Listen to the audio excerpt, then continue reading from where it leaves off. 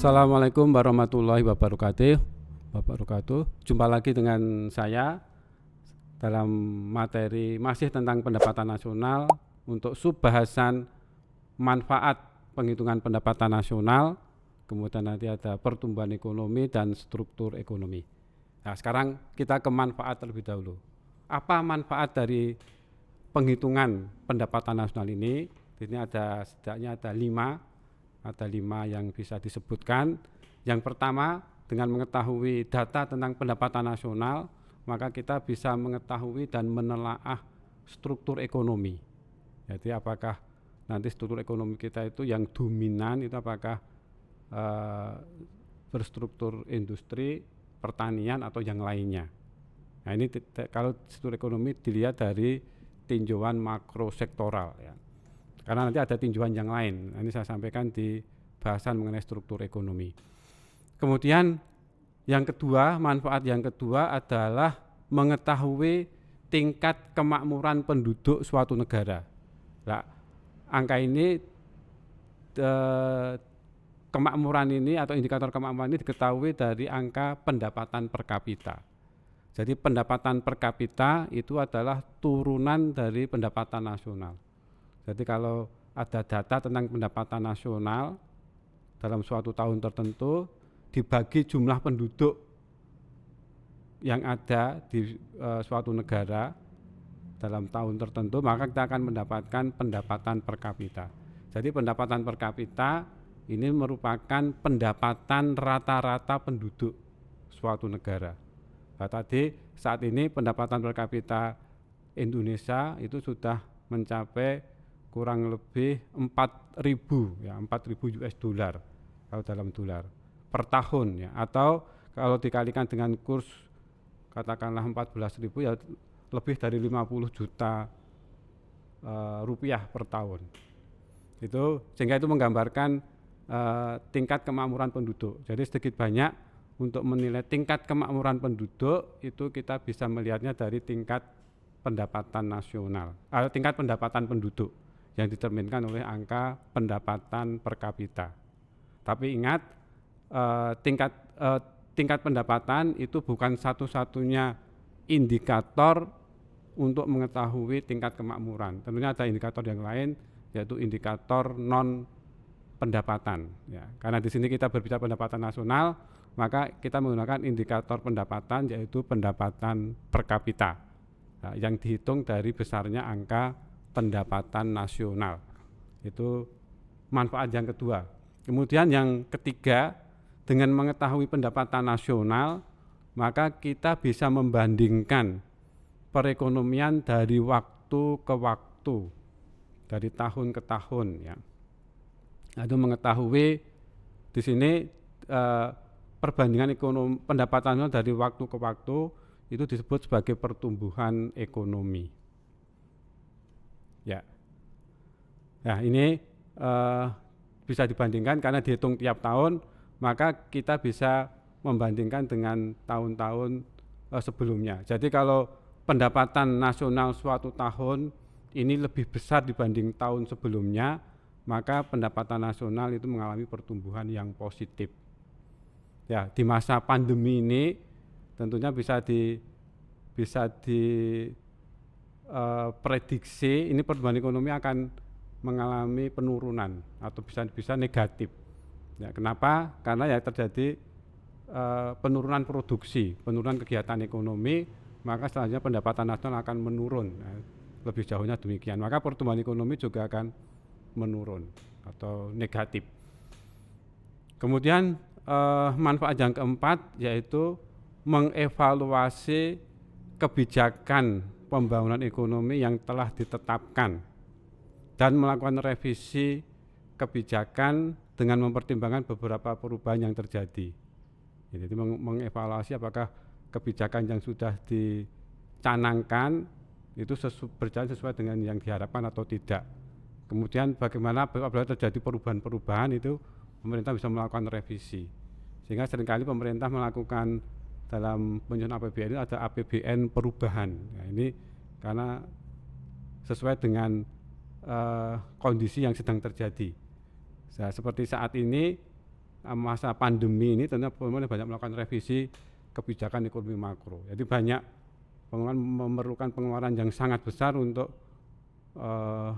menghadapi atau mengatasi pandemi ini.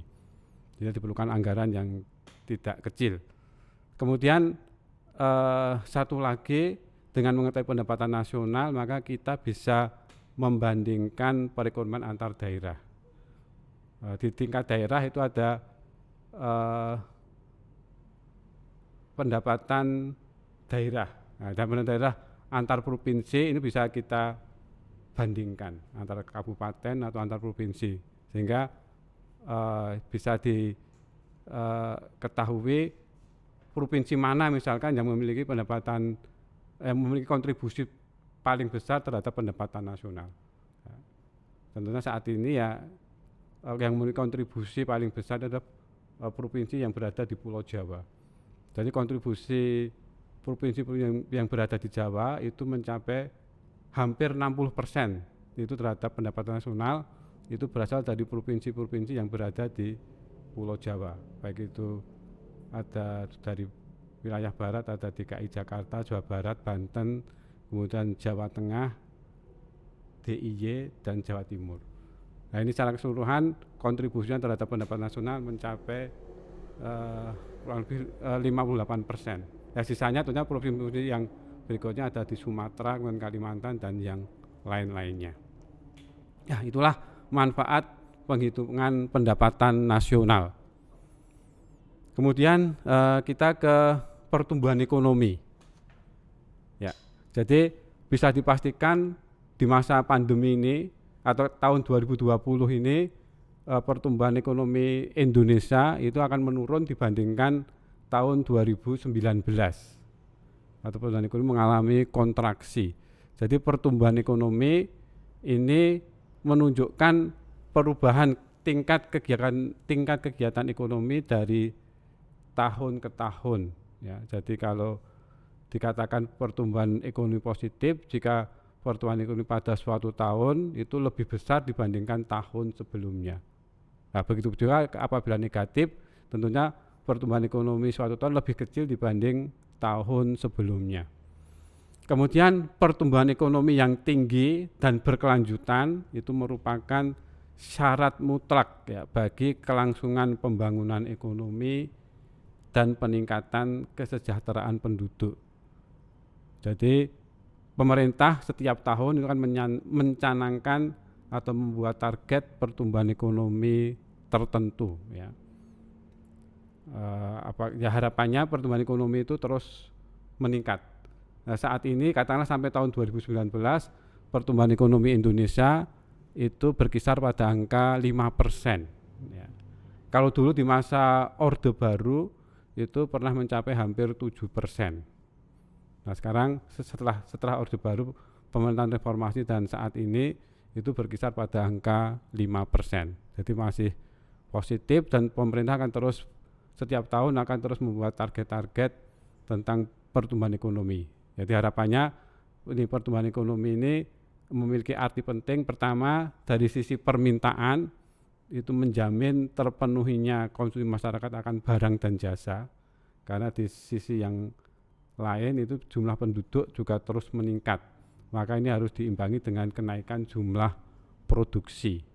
Kalau jumlah produksi meningkat dan lebih besar peningkatan dibanding jumlah penduduk, maka kebutuhan akan barang dan jasa ini akan terpenuhi, kebutuhan barang dan jasa oleh masyarakat tentunya. Kemudian di sisi penawaran, adanya pertumbuhan ekonomi itu berarti terjadi perluasan kesempatan kerja. Perluasan kesempatan kerja berarti akan bisa mengurangi angka pengangguran. Nah, ini tentang pertumbuhan ekonomi. Jadi pertumbuhan ekonomi ini juga turunan ya dari pendapatan nasional. Karena pertumbuhan ekonomi itu melihat pendapatan nasional dari tahun ke tahun. Selanjutnya ini penghitung pertumbuhan ekonomi, ini ada rumusnya ya. Kemudian kita ke struktur sekarang, struktur ekonomi Indonesia lah. Ya, jadi untuk melihat struktur ekonomi suatu negara ini dapat dilihat berdasarkan 4 tinjauan. Pertama, tinjauan makrosektoral. Jadi dari tinjauan ini nanti kita akan strukturnya adalah apakah berstruktur agraris, industri atau perdagangan. Jadi tinjauan makrosektoral ini kita melihat pendapatan nasional, data pendapatan nasional dengan pendekatan produksi. Ingat tadi di dalam pendekatan produksi itu perekonomian dibagi menjadi 9 sektor. Dari 9 sektor tadi mana yang kontribusinya paling besar itu menggambarkan struktur ekonomi suatu negara. Nah, untuk negara kita saat ini sektor yang kontribusinya paling besar itu adalah sektor industri pengolahan. Ya, maka ini kontribusinya mencapai kurang lebih 20% dari PDB. Jadi maka sektor yang dominan adalah sektor industri pengolahan. Dulu di masa awal Orde Baru kita berstruktur agraris karena sektor pertanian memiliki kontribusi yang paling besar. Nah, sekarang sejak tahun 90-an itu bergeser ke sektor industri. Kemudian kedua tinjauan spasial ya, atau keruangan. Jadi di sini tinjauan spasial ini apakah berstruktur kedesaan yang tradisional atau kekotaan yang modern. Kemudian yang ketiga tinjauan penyelenggaraan kenegaraan, apakah berstruktur etatis, egaliter atau bourgeois. Dan yang keempat tinjauan birokrasi pengambilan keputusan, apakah sentralistis atau desentralistis. Nah, kalau saat ini kita berada pada masa yang desentralistis. Tapi struktur ekonomi ini yang banyak, yang datanya bisa diketahui secara mudah dan ada angka-angkanya itu adalah dari tinjauan makrosektoral. Ini berdasarkan data PDB atau pendapatan nasional dengan pendekatan produksi. Ya, demikian untuk sesi kedua kali ini. Saya akhiri. Wassalamualaikum warahmatullahi wabarakatuh.